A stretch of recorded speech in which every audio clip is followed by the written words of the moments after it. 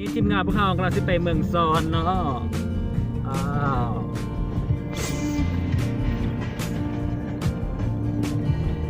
เส้นทางเมืองซอนจะเป็นทางจังซีเนาะงามสุดเด้อทางนี้นะคุณซ่าน้อยมงกำลังไปให้เก็บซารี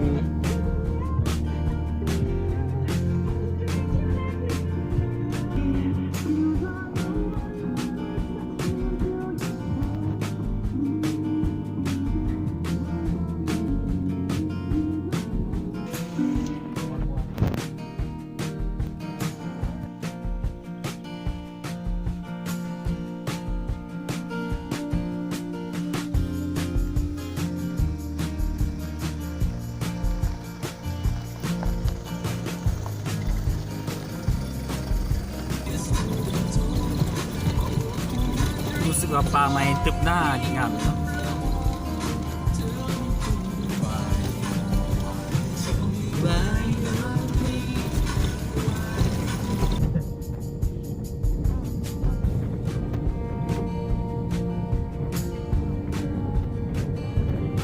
ทางกะฟันเบิ้งคือทางเพียงตัวทีมสัตว์ป่าเนาะแล้วทินอันนี้นี่หน่วยรถทับที่คำถาม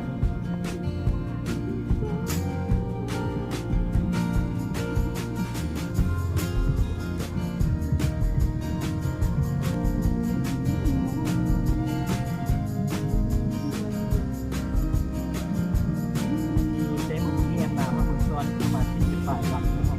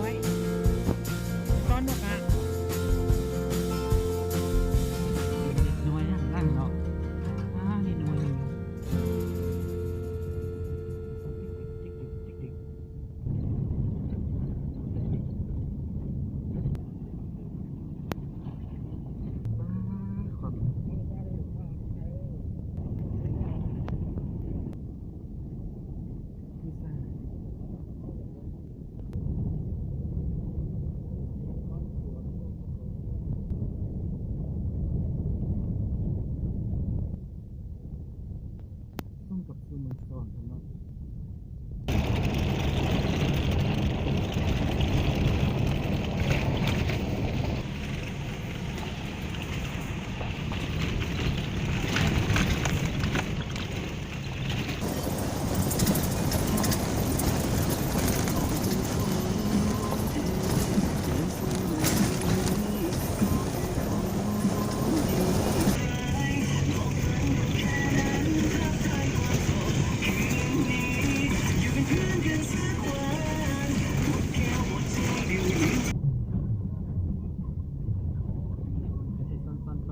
ว่าทางผู้ชมจะเบิ่งเนาะ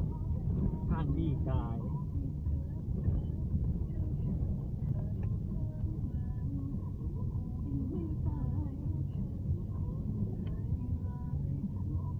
ทางนี่แล้วทางย่างทางหน้าให้บอก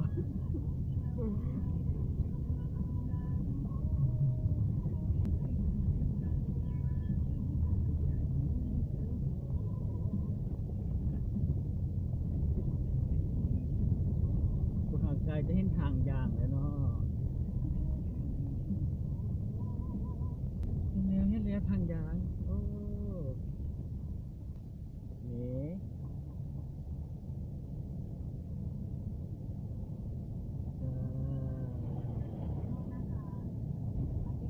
ทางไปเมืองซ้อนเฮ็ดผู้สูงสั่นเนาะอันนี้ทางย่างเฉพาะเฮ็ดบอลผู้สูงเท่านั้นเด้บ่แม่นฮอดตัวเมืองเทื่อเนี่ยบ่ฮอดตัวเมืองเทื่อเด้อ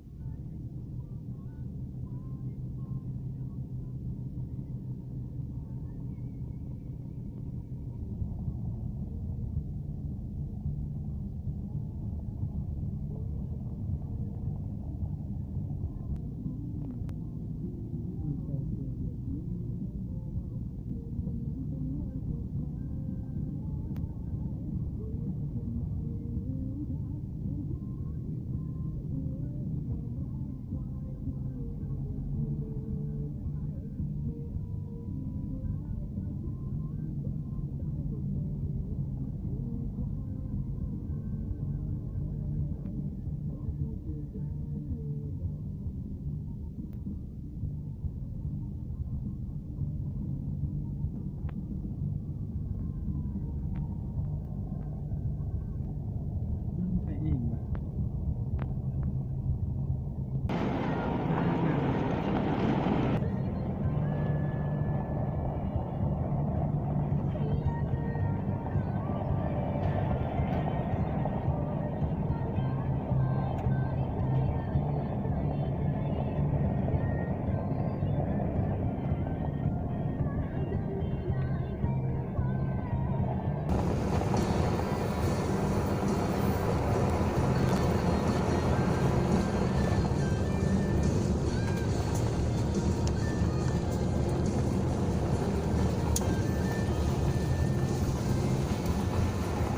ก็สิโค้งประมาณนี้แหละ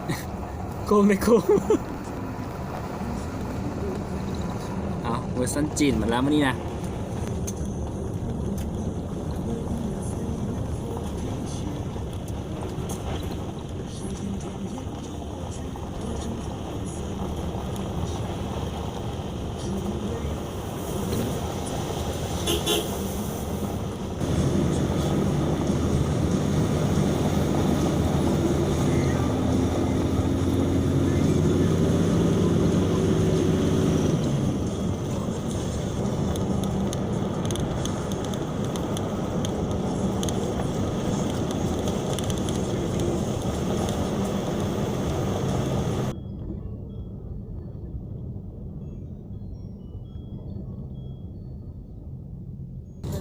อันนี้ทางกำลังเฮ็ดใหม่เด้อพี่น้องปองป่ายเพิ่นกำลังรับ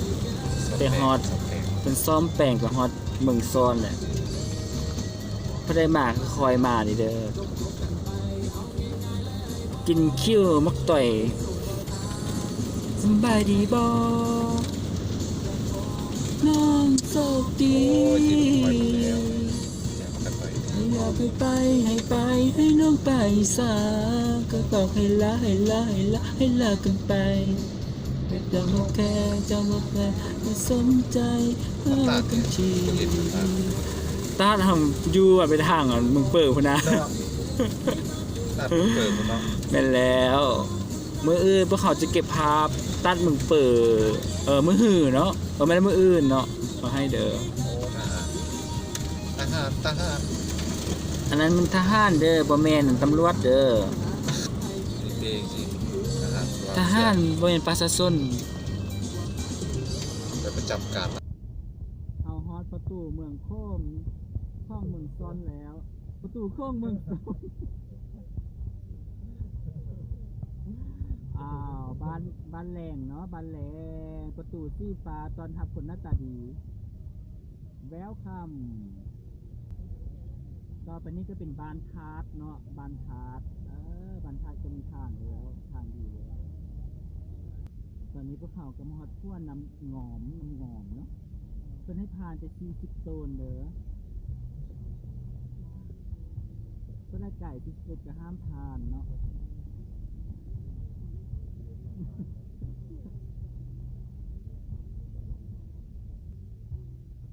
เวลาหามาเก็ตเนาะเขาก็จะให้รถวีโก้ไปสิเนาะเป็นคนเครื่องเก็บคนผลิตกระปุกอันนี้กันแก่สร้างตัวเดินต่อไปฮอตบานบัดเลยเนาะบานบัดที่เมืองซอนเพิ่นอยู่บ่ใส่น้ำประปาที่เนาะอย่างใส่น้ำห้วยหรือว่าบางคนก็สิใส่จากใส่ดูดขึ้นมาใส่เองเนาะแต่นำจะใส่อยู่ตรงนี้นะผู้หญิงจะเห็ดเรียงหนักเนาะเป้โลเป้ฟื้นไหมฮอตเทศบานบวกเลยเนาะบานบวกเด้อบ่เป็นบานหลบเด้อบานบวก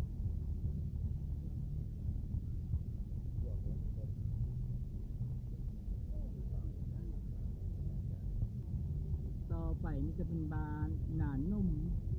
บานหนานุ่มบานหนานุ่มรู้สึกว่าเส้นทางเข้าเมืองตอนนี้รู้สึกว่าเจริญเนาะก็ได้บ่เคยมาเมืองซ้อนก็มาเยี่ยมมายามเด้ออยู่แค่หัวพันกับพี่น้องกองฝ่าย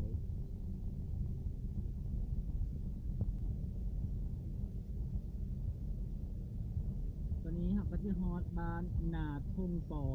บ้านนาทงป่อเนาะฮอตตีแยกแล้วตอนนี้เรากำลังไปซอกบนที่พักเนาะมาเบิ่งที่พักกันมีไล่บอลมาทานผู้ชม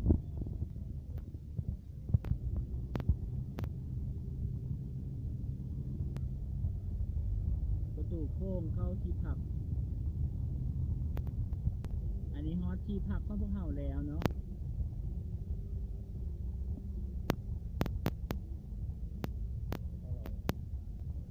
กระต่ายล่วงพระบางเลย